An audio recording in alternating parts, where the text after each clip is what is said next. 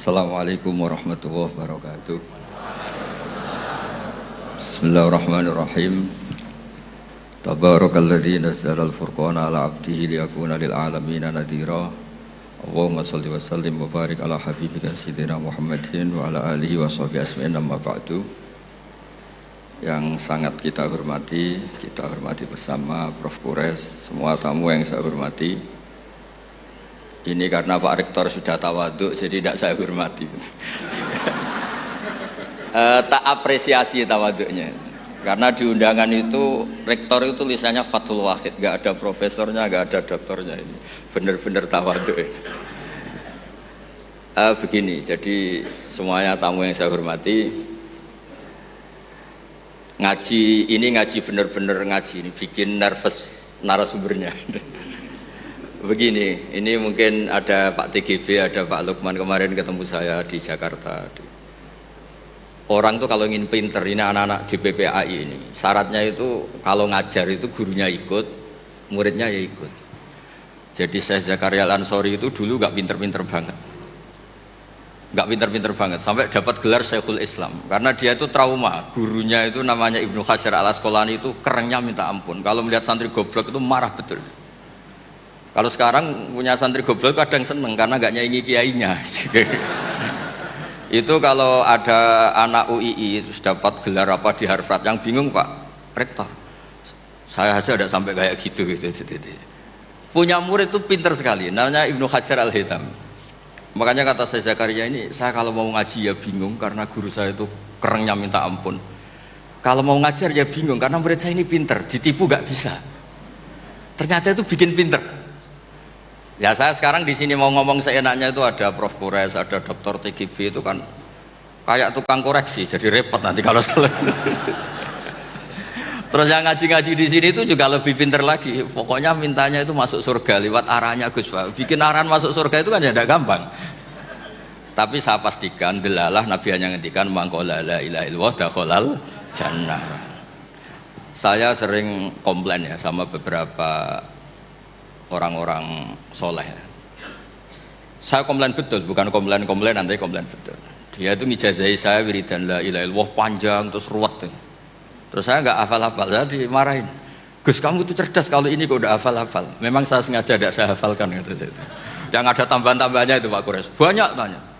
Kenapa? Nanti ke rumah saya, nanti tak kasih tahu.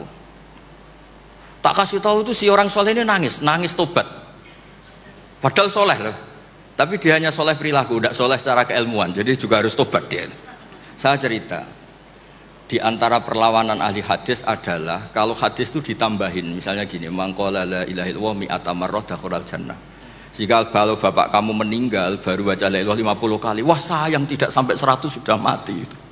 Jadi berkahnya tidak ada hitungan, itu luar biasa. Tapi kamu nganggep biasa, makanya kita harus konsisten.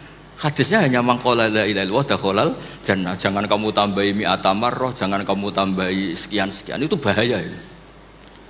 Sehingga ketika ada hadis mangkana akhiru kalamihi la ilaha illallah ditambahi akhir, orang yang akhir kalamnya la ilaha illallah dakhalal jannah, yang di akhir kata-katanya itu la ilaha illallah, perkataannya itu. Itu ada orang mau mati, sudah manfaatkan la ilaha illallah. Tapi terakhir terus bilang, jangan lupa ya BPKB-nya ditebus. Itu anaknya susahnya itu minta ampun. Karena anaknya terus berpikir, Gus berarti akhiru kalami abi itu tidak la ilaha illallah tapi BPKB. Ini gimana ini? Saya sebagai kiai yang baik itu tak carikan referensi supaya yang BPKB ini ya masuk yang akhiru kalami. Ini cerita kebaikan saya di depan Pak Kores. Gak apa-apa cerita kebaikan. Daripada gak diakui mendingan diceritakan supaya itu. Tak cari, itu riwayatnya Abi Dawud dan beliau sendiri dalam menambahi akhiru kalami. Di riwayat yang lain itu gak ada akhiru kalami, cukup mangqala la ilaha illallah dakhalal jannah.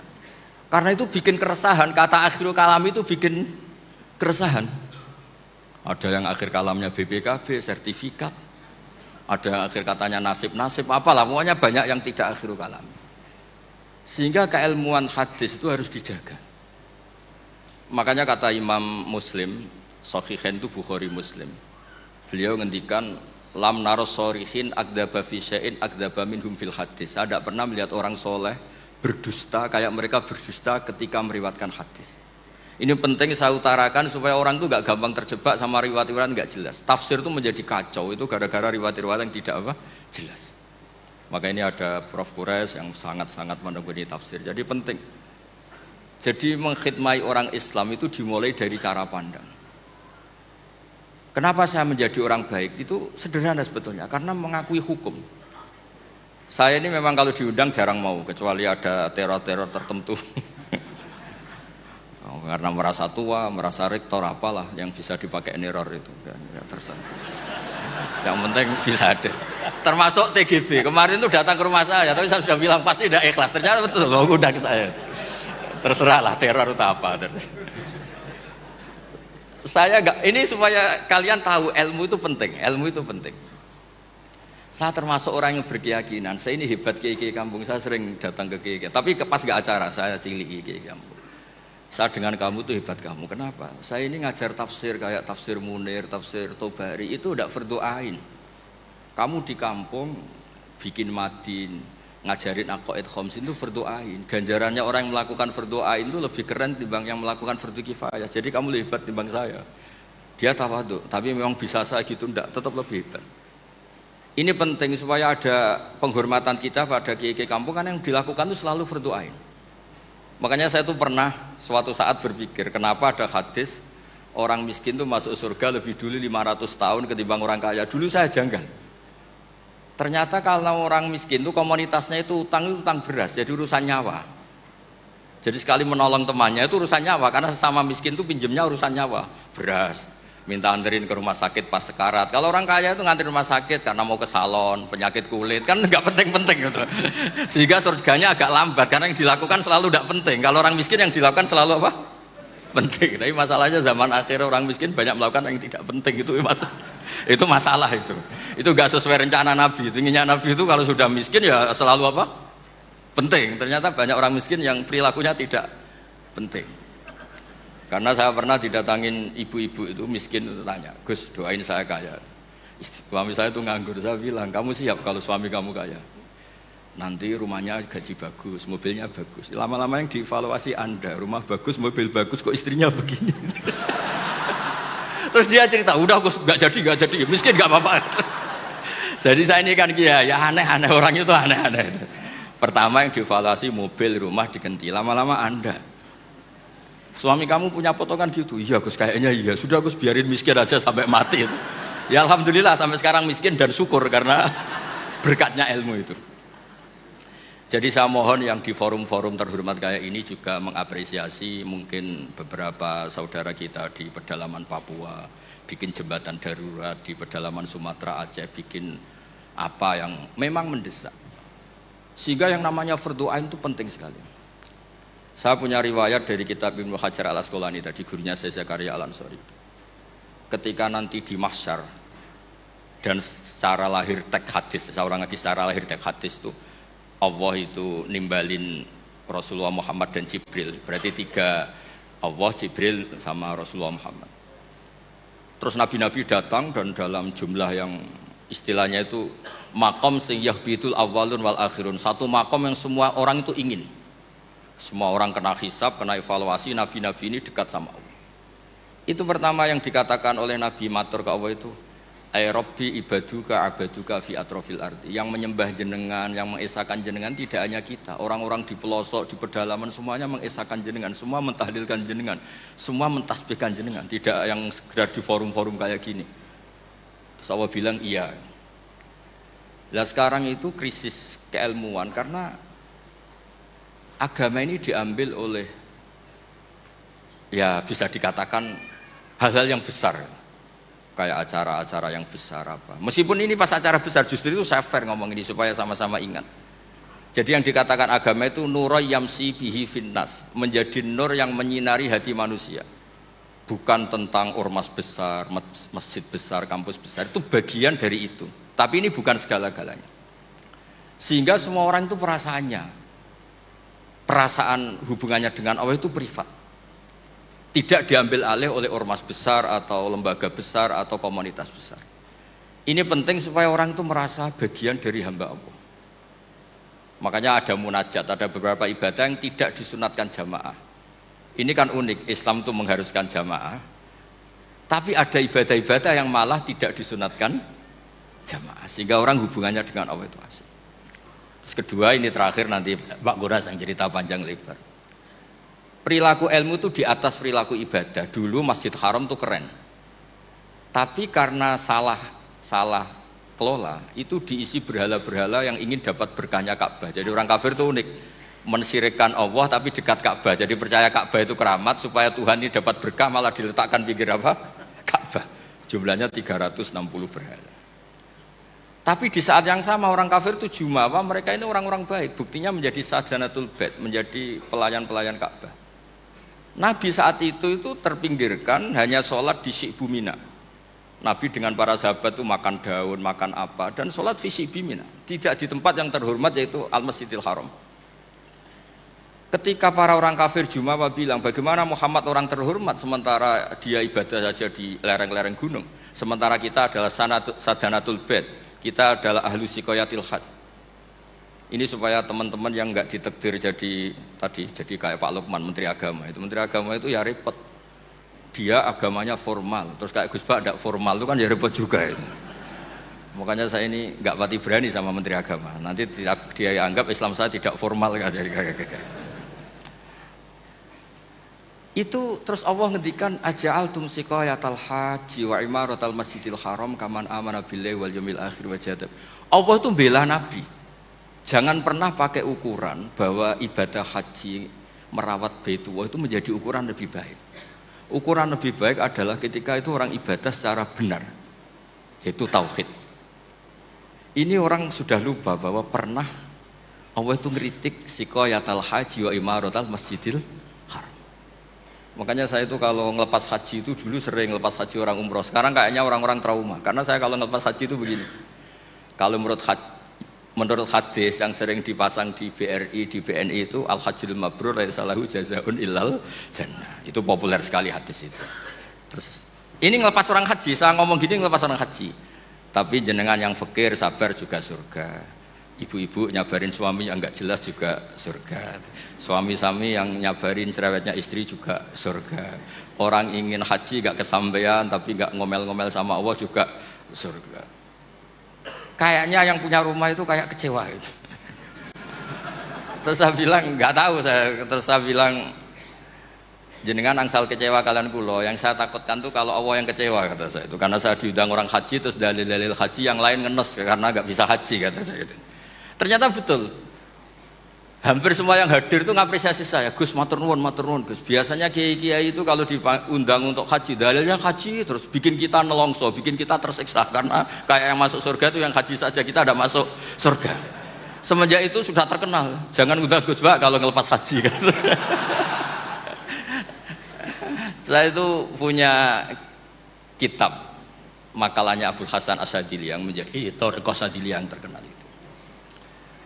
La tansur ilmaka liyusaddiqakan nas walakin insur ilmaka liyusaddiqaka Allah. Kamu jangan pernah menyebarkan ilmu supaya diapresiasi manusia, tapi sebarkan ilmu supaya diapresiasi Allah Subhanahu wa taala. Makanya saya tetap meskipun kata orang banyak saya ini kiai terkenal, saya itu merasa ibadah saya itu ikrar, mengakui fungsi-fungsi kiai yang di kampung-kampung. Mereka itu saya pernah punya teman, itu nyuwun sewu gobloknya itu enggak ketulungan. Dia itu kerja di tengah hutan. Saya tidak tahu ilegal logging apa enggak, tapi kerjaan di tengah hutan. Dulu nggak ada HP, saya disuratin. Gus gimana Jumatan di tengah hutan? Saya bilang, kamu kan pernah ngaji. Kalau nggak kampung nggak apa, ada usah Jumatan, duhur saja. Masalahnya komunitas saya bilang, wong Jumat kok duhur, jadi mintanya Jumatan. Aduh. Pakai surat karena dulu nggak ada telepon, nggak ada. Saya bilang ya nggak apa-apa Jumatan. Dia masih punya sisa-sisa ilmu. Katanya kalau nggak 40, nggak kampung, nggak wajib Jumatan. Kamu tadi minta Jumatan, sekarang nggak mau Jumatan, ini gimana? Wes toh Gus ini kan terkenal bodoh, jadi itu kewajiban orang alim mikir itu, nggak kewajiban orang bodoh mikir itu. Karena dia korban teori bodoh itu penting, kata dia nanti kalau ditanya mungkar nakir itu salah, orang bodoh kok ditanya kata. Jadi memang agak direncanakan itu. Jadi ya bodoh pinter akhirnya dia. Setiap tanya saya, masa kamu tidak bisa sendiri? Gunanya orang bodoh ya gini Gus, tinggal tanya katanya. Makanya yang hadir di sini juga penting itu. Tinggal minta resep Gus Bak, cara masuk surga, masuk sudah Gus Bak, masuk tidak penting, penting resepnya. Nah, akhirnya saya kan nyari-nyari gimana supaya ada Jumatan seperti itu. Nah ini yang terus saya bilang, kamu sama saya itu keren saya, keren kamu katanya. Kenapa Gus? Kamu nanti dikholi karena pendiri masjid. Makanya saya pernah cerita ini sampai kiai itu nangis. Orang tuh kalau kiai kampung itu pendiri masjid kadang dikholi. Kalau sudah kiai top itu bisa aja disangoni pakai uang kotak masjid kata saya itu. Ini bukan nyindir, bukan, supaya orang tuh ngerti lah. Jadi memang dulu Nabi itu penghormatannya sama orang yang melakukan fardhu ain itu luar biasa. Uwais Al-Qarni itu tetangganya sudah dosowan Nabi. Uwais Al-Qarni itu belum. Karena ibunya itu egoisnya minta ampun, nggak mau ditinggal. Kemana-mana minta digendong. Tapi Nabi malah ngendikan khairul qurun Uwais Al-Qarni, orang terbaik tabi'in itu Uwais Al-Qarni. Umar kalau kamu ketemu minta, karena dia fanatik mengelola fardhu apa? Ain. Makanya saya mohon sama alumni UII kalau sudah di rumah di mana-mana itu nggak usah merasa kalah keren sama Pak Fathul Wahid karena jadi rektor. Pak Fathul Wahid di sini itu ya rektor, terus ya banyak yang layani meskipun dia sopan katanya pelayan, tapi yang layani bawahnya nggak pernah nyupir sendiri tetap. Gak pernah nyupir sendiri, ya gak pernah buka pintu sendiri, itu dilayani. Tapi kalau kamu di kampung jadi kiai musola terus miskin itu, yakinlah pendiri. Statusnya apa? Pendiri, bukan penerus, tapi apa? Pendiri. Pak Fathul Wahid hanya apa? Penerus.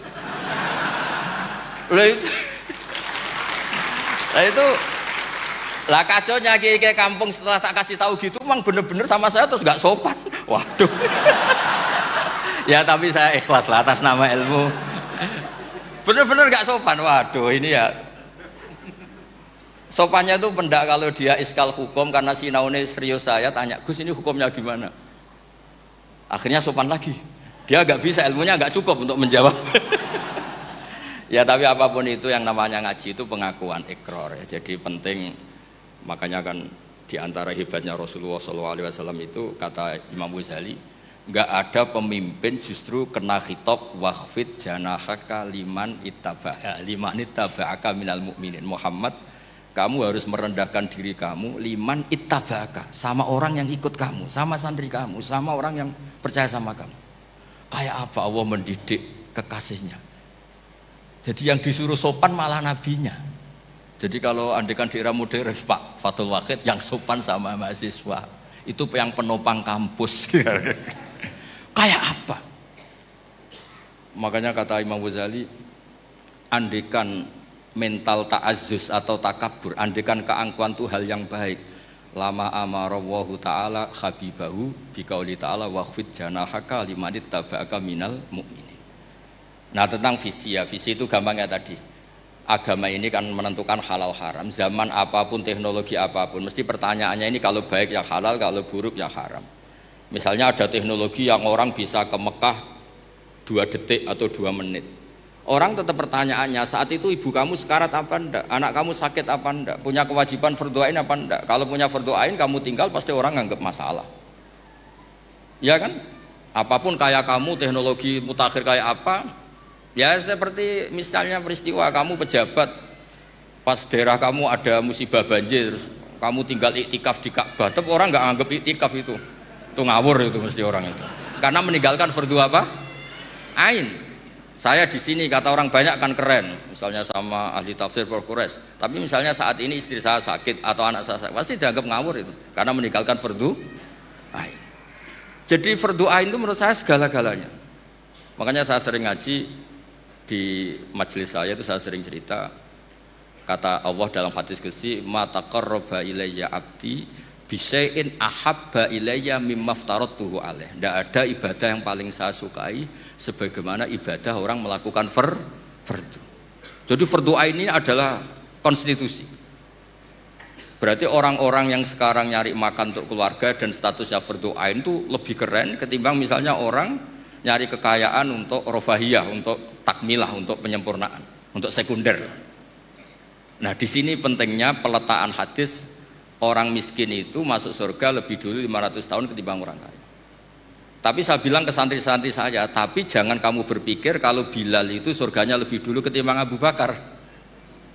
Karena Abu Bakar ini jauh punya kebaikan di luar kebaikan sabar sama miskin, yaitu fungsinya menjadi pondasi Islam, yaitu Abu Bakar. Kalau ingin menjadi orang miskin yang cepat masuk surga tadi, semua perilaku Anda adalah fardu ain. Semua perilaku Anda adalah fardu.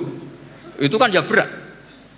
Ya jadi saya mohon masalah teknologi, masalah apa, yakinlah sama Islam, pasti hukum tertingginya itu kalau maslahat ya baik, kalau madarat ya haram. Sehingga kamu nggak usah, misalnya ada orang pakar bom, bisa punya bom yang satu kali ledakan bisa menghancurkan dunia, ya hukumnya itu ifsad. Kalau ifsad itu haram, kalau haram ya ada prestasi, kan gampang, kan nggak perlu ribet-ribet. Ya saya kira demikian sebagai mukaddimah saya, nanti Prof. Kores yang meneruskan. Assalamualaikum warahmatullahi wabarakatuh. Waalaikumsalam warahmatullahi wabarakatuh.